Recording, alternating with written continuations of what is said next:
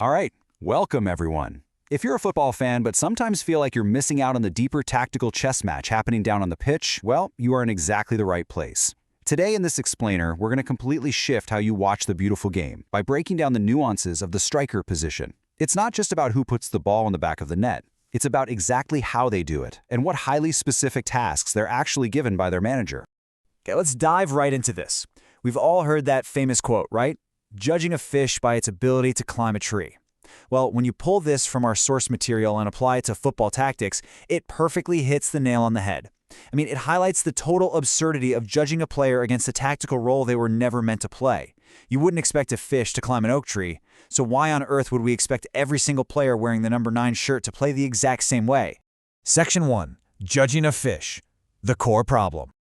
Look, for decades, casual fans, and honestly, even a fair share of professional pundits have viewed strikers as this identical, monolithic group of goal scorers. They glance at the stat sheet, count up the total goals, and if the number isn't sky high, boom, they immediately label the player a failure. But we've got to stop misjudging players. If you don't actually know which specific type of striker you're watching, your evaluations are going to be inherently flawed, highly biased, and just plain unfair to the athlete. Imagine executing your manager's exact tactical game plan perfectly for 90 straight minutes, only to get slammed by fans who expect you to play a totally different role. It literally happens every single weekend. Section 2. The instinctive sniper. So, the poacher is an instinctive striker hyper-focused on capitalizing on chances inside the penalty box. This is your absolute ultimate sniper on the pitch.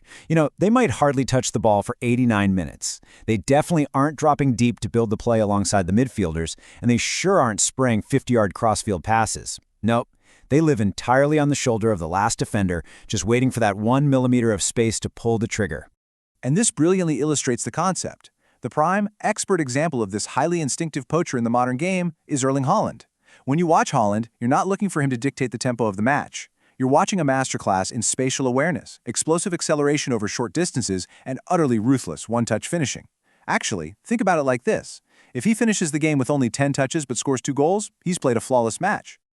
Section 3. The physical battering ram. Now, shifting to the complete opposite end of the tactical spectrum, we find the target man. The source material defines this role beautifully, a striker who acts as a physical reference point for the entire team. Their intrinsic value doesn't primarily come from being an instinctive finisher. It comes from being a physical anchor. They're holding up the ball with their back to the opposition's goal, absorbing immense physical pressure from towering center backs, and basically bringing their advancing teammates into the attack. The source's absolute perfect expert example for this role is Olivier Giroud. He is the ultimate physical reference point. Just think about how drastically different his assigned role is from a pure poacher's. Giroud might play a full 90 minutes, score 0 goals, but completely dominate the game. How? By winning crucial aerial duels, linking up play flawlessly, and creating the necessary space for his fast wingers to exploit. Judging him purely on his personal goal tally completely ignores his massive tactical contribution to the whole team's success. So, here's the crucial point. The instinctive poacher versus the physical reference point. The sniper versus the battering ram. Asking Olivier Giroud to play quietly off the shoulder of the defender, like Haaland, well, it's exactly like asking that fish to climb a tree. It makes 0 sense. Section 4. Expanding the tactical spectrum.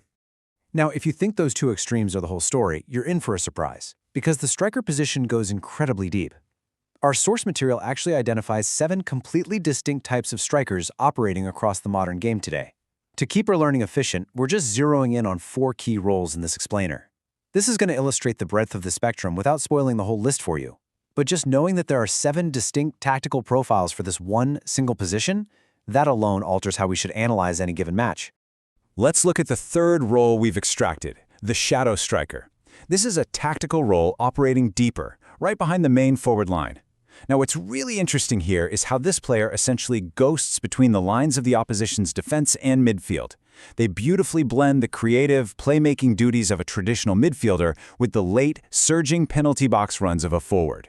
They are notoriously difficult for defenses to track, precisely because they absolutely refuse to occupy traditional striker spaces. And then, shifting gears entirely, we have the pressing forward.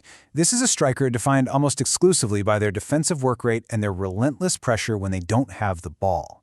I mean, think about that for a second. It's a complete paradigm shift from the traditional expectation of a glamorous goal scorer. For a pressing forward, they're essentially the team's first line of defense. Their main job is to aggressively disrupt the opposition's build-up play, force rapid turnovers high up the pitch, and honestly, just create pure tactical chaos.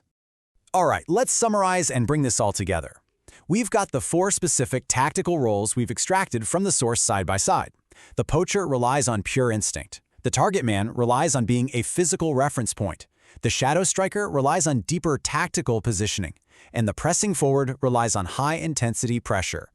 This staggering diversity is all contained within one single position on the football pitch. Pretty wild, right? Section 5. Redefining football expectations. Now that we've mapped out this complex tactical territory, let's distill the core takeaways from today's explainer. First, always remember that 7 unique striker types exist out there. Second, if you misjudge a player's assigned role, you are quite literally judging a fish by its ability to climb a tree. Third, recognize that these roles span a vast dynamic spectrum, ranging from purely instinctive snipers to highly physical battering rams. And finally, your main directive: you must evaluate players based on their specific, assigned tactical purpose. A manager's tactical constraint on a player is a feature of the game to be analyzed, not a bug to complain about. So, I want to close the loop on today's lesson and leave you with a provocative thought as you head into the upcoming weekend of sports.